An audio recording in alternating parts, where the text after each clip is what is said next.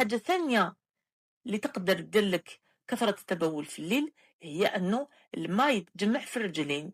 يعني الإنسان اللي يقعد بزاف في النهار ولا يقعد بزاف واقف، الماء يروح يتخبى في الرجلين، ومن بعد في الليل كي يجي يرقد كيتكسل، تنقص الجاذبية، يولي النيفو تاع الرجلين مع الكلاوي نيفو واحد. هذا الشيء يخلي باللي هذاك الماء اللي كان في الرجلين يعاود يروح للدورة الدموية، وكي يروح للدورة الدموية الجسم ديالك يلقى باللي عندك بزاف الماء، دونك وبلي يجي هذاك الماء الزايد يعاود يخرج. هذا الشيء يولي يخلي الكلاوي يخدموا ويخرجوا حاجة كهذاك الماء.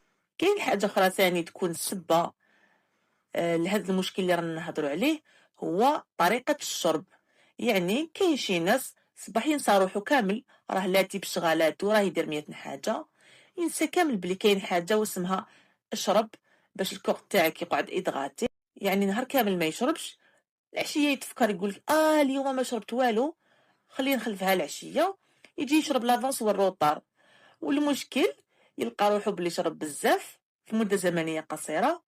دونك في الوقت اللي الكور تاعو الى يبدا يريح يولي يخدم، كيولي يخدم هذاك الماء اللي شربو كامل يخرج. وقتاش يخرج في الليل باسكو يشرب الماء روطار. كاينه حاجه اخرى ثاني تخلي الانسان يكون عنده كثره تبول في الليل، هي الماكله المالحه ولا الماكله الحلوه. الملح يمشي مع الماء، الانسان اللي ياكل حاجه مالحه هذاك الملح الزايد كي تجي الكليه باش تخرجو ما تخرجوش وحده، يخرج الملح ويخرج معاه الماء.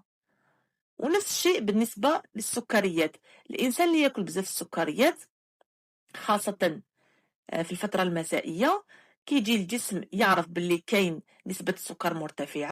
السكر المرتفع ماشي نورمال، دونك الكلاوي تجي تخرج هذاك السكر زايد في الكوغ تاعك، والسكر ما يخرجش وحده الا كيخرج مع الماء، دونك الكليه تاعك باش تخرج هذاك السكر تسحق الماء، وهذا الشيء يزيد من كثرة التبول.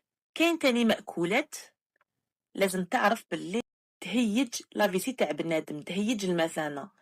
مثلا واحد اللي ياكل بزاف حاجه تحرق ولا ياكل لي زيبيس بيكونت، هذوك لي زيبيس هذوك البهارات اللي تحرق بزاف عندها تاثير على الغشاء الداخلي تاع المثانه. التاثير تاعها تولي تهيج لك لافيسي تاعك، ميم سي تكون لافيسي تاعك ماشي معمره، بصح تولي تحس روحك بلي راك حاب تروح للتواليت حاشاك باش تفيدي، وتلقى روحك تنوض تروح تفيدي على 2 قطرات. بعد ما عرفتوا الأسباب دوك يهمنا الحلول. وشنو هي الحلول والقواعد اللي لازم نتبعوها باش الإنسان يعالج المشكل تاع كثرة التبول في الليل ويولي يرقد خير؟ الخبر المفرح هو